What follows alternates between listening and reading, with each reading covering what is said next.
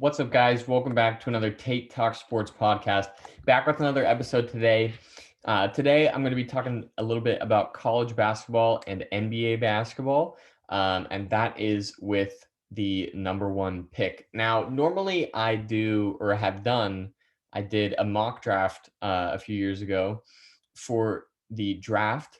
And this year, I'm going to do something a little bit different. I may end up doing a mock draft a little bit down the road, but what I really wanted to do was I wanted to make a video on who is the number one pick. So a little bit of background information before I dive into the prospects and teams. The teams that are kind of up for grabs for the number one pick are the Timberwolves, Rockets, Pistons, and Magic. For the sake of the video, I'm going to use the current order, which is Timberwolves at 1, Houston 2, Pistons 3, Magic 4. I'm not going to be talking about 2, 3, 4. Just thought it might be important to know. The main prospects who are there for the number one pick are Evan Mobley out of USC, Jalen Suggs out of Gonzaga, and Cade Cunningham out of Oklahoma State. Now, for the sake of this video, I'm only going to be really looking at Suggs and Cunningham.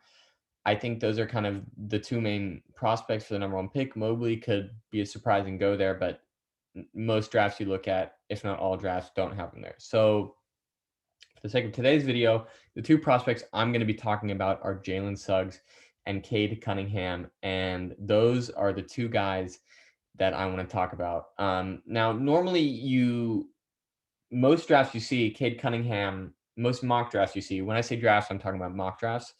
Most drafts you see Cade Cunningham at number one. Most drafts, if not all drafts, you see him at number one, and Suggs is generally 2 or 3. Again, between Evan Mobley and himself.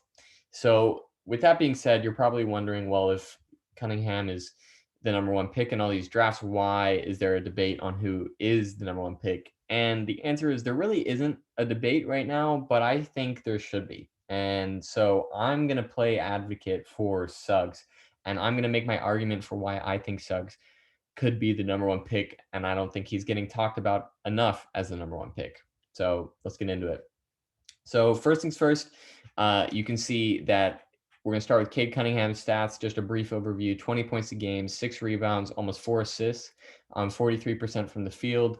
Suggs had 14 points, 3 rebounds, or 2 rebounds, sorry, and 5 assists, almost 5 assists a game on 50% from the field. And both these players shot the three pretty well, although Cade Cunningham was better. He was closer to 40% or around 40%, and Suggs was closer to 30% from the three. So just before I get into Suggs and make my argument for Suggs, why is Cunningham the kind of consensus number one pick? And the answer to that is really because he fits what is becoming the blueprint for your franchise player. And that blueprint kind of really got influenced when Luka got drafted. And what that blueprint is kind of a taller player who can see over defenses, can handle the ball and play make. And if you can shoot, just that much better. So once Luka got drafted and started showing his dominance, other players with height playing the point guard position, players like Zion, that really became the blueprint for, okay, this is what a franchise player is, and Cunningham fits that blueprint. He's 6'8", he can shoot the ball, he can pass the ball really well. His assist numbers are not huge, but he is a good passer. He finds guys, and also he's tall, so he's going to see over those defenses. So that's basically why he's number one pick. Is he's got the talent, he's got the athleticism, he can shoot, so he fits into a team, and he's got the size. So it's really the upside, and to me, it seems like it's the size that's making him the number one pick, because he can score at such height, and he's very fluid, handle the ball, fits the blueprint, like I was saying. So why argue for Suggs? Why could Suggs be the number one pick if no one even is considering him as the number one pick? And off the bat, when you just look at the stats, you think Cade Cunningham, he's a better scorer, averaging 20. Suggs only averaging 14. And what I ask you to consider is Suggs was on, up until the final game of the college basketball season, Suggs was on the best team in college basketball, the most talented team in college basketball. They had players, Drew Timme, Kispert, Nembhard, Ayayi, all these players who were amazing with the ball and would score, and they would score so many points, and everyone's scoring points. And Suggs on that team still averages 14 points a game. And Cunningham, he also had good players, also had good scores, but the offense was pretty much running through him. And Suggs was a ball handler, but the ball usually found Drew Timme. And so there was really, for him to average 14 points in such a talented and stacked roster is something to look at and something to consider, not just 14 points, but 14 points in such a talented team. On top of that, I think he's a better passer than Cade Cunningham. I think he's got the instincts to find the open guy. You can see he averaged 4.5 assists, almost 5 assists a game. And we saw it in the college playoffs. He was finding guys all over the place. He's really a talent at that point guard position to find the passes, and that's what you want from your point guard. That's what you want from a franchise point guard. On top of that, he is extremely athletic. He can take it to the hole and dunk. He can shoot. He's, not the highest 3-point percentage, but we saw it in the playoffs, saw it in the regular season. He can shoot the ball. And so he brings that to the game. And what really not tips the scales, because I don't think it's a clear winner in this battle, but I think what does it for me is I think Suggs has it. Now, I know that sounds vague, but I'm going to explain. What is it? You hear it talked about when you're talking about the big players, like Jordan, probably a bad argument. I won't bring up Jordan, but like Luka has it. He came into the league and he would hit shots in the clutch. He would make these crazy shots. LeBron has it. He hits clutch shots. He grinds for wins. You can see it in their attitude. Zion has it. You just see it in the way they work, in the way they play, and the way they react to things happening on the court. It's just something. And to me, Suggs has it. And what I was kind of thinking that he did early in the season, but what kind of proved it to me was in that game against UCLA, when he hit that clutch shot. And I mean, it was a bank. You can say it was lucky, but it went in. And it was not just the shot. It was not just the fact that he made the shot. It was also the interview post game with his coach, Mark Few. And what Mark Few said is, among other things in the interview, but he talked about the fact that he knew Suggs was going to make that shot because Suggs makes those shots all the time in practice when they practice clutch situations. Now, did coach really know it was going in? No.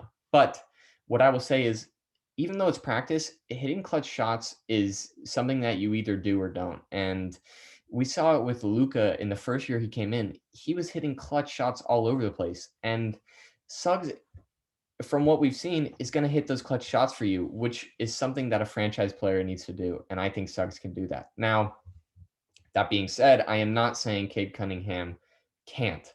Cunningham hit clutch threes throughout the NBA season, not a whole lot in the playoffs. He had a few big ones in the playoffs, but he hit them in the regular season. Didn't do it a whole lot in the game they got eliminated. But he can hit those clutch shots as well. So that is not strictly what I mean by it. What I mean by it is just the attitude. You see it in Suggs in those games. He just has so much emotion, plus with so much force and want that it really it makes me like him a lot more. Not a lot more, but it makes me like him in comparison to Cunningham. Cunningham, especially, I'm going to use the games that both teams lost. Cunningham, in that game that they lost, he was kind of at the end, trying to pull his team back, but it just wasn't really showing on him. Like, to me, it was not really showing the want and the grind and the push and the leave everything out there on the floor. It didn't look like that for me. But you watch that final game against Baylor, despite the fact that Gonzaga was losing by about 20, it seemed, the whole game, Suggs was everywhere. Suggs was the biggest play. You can see it is there was a play that was going around on social media where he got an and one and they were down probably around 10, 15 points. And he was screaming and flexing and yelling and trying to get the fans there hype and trying to get his team hyped up. Like, he just brings this emotion and this want that I think is special, and I think is something that teams have to look at. So now, with all that being said, why I still think that Cade Cunningham is going to be the number one pick just no matter the team and regardless. And why I think that is because I think it's a bit of a Zion situation. Now, I'm not saying Cade Cunningham is Zion. I'm not saying Suggs is RJ Barrett. But if you remember back to that draft, there were arguments being made for RJ Barrett to be the number one pick and Zion to be the two. And there was a lot of speculation about Zion's injuries and can he do it at this next level? He's a weird height. What's going to happen there? Just take RJ. He's got the talent. Boom. But there was realistically no way that was happening. And that's because if you're a team with the number one pick and you pass on Zion and he ends up becoming what we see as Zion today, if the Pelicans pass on Zion and took RJ's a good player, but he's not Zion. And they would be getting ridiculed for it and they would not hear the end of it. Coaches would be fired, GMs would be fired. It would be a mess. But they did take him, and fortunately, it's panned out for them, and Zion is what we see today. So it's worked. And so that's what I think this year's draft class is. So if these two players are for this year's draft class, if the number one team takes does not take Cade Cunningham and he turns out to be this franchise stellar talent, and the number the two pick gets him, and once he passes on, that team is not going to hear the end of it. But if they do take him and he is that, then it's great. But even if they take him and he's not this franchise player, but even if he's just a great player, but not a franchise player, there won't be any real criticism from it because he has such talent. So I think because of the talent and the potential upside that Cade Cunningham has, and the ridicule a team would be facing if they didn't take him number one, I think Cade Cunningham is going to go number one. But with that being said, I think Suggs really, truly, a team needs to think about whether or not they want to pick Suggs number one. Like, not just this guy's pretty good, but seriously think about taking him. Because if your team needs a guard and needs a point guard, I think he can be that guy. And I think, sure, maybe there's less of a chance of him becoming a franchise player just because of the height difference, but he's 6'4", and that is not short for a guard. I think Suggs seriously has to be looked at for that number one franchise player. And I think that if a team takes him number one, they should not be mad about it. I think it would be a great pick and it'd be cool to see. So with that being said, there's my case for Jalen Suggs for the number one pick. I hope you guys enjoyed this video. Be coming out with a few more talking about all different kinds of things in the sports world. I hope you guys enjoyed. Make sure to like and subscribe, and I'll see you next time.